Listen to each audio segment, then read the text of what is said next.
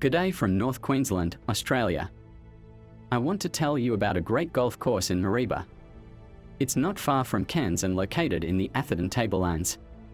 The course is a full 18-hole course, set amongst woodland with local wildlife throughout. You should see plenty of kangaroos and native birdlife as well as some lizards.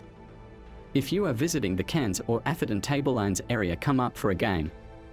Hire clubs and carts are available for hire, or if that's not your thing, just enjoy the wildlife. Afterwards, come back to the clubhouse and sit on the balcony with a beer or two.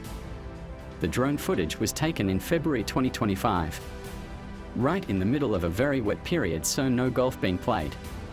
Ongoing work was being done by our course volunteers, who do a fantastic job maintaining the course with help from our resident greenkeeper.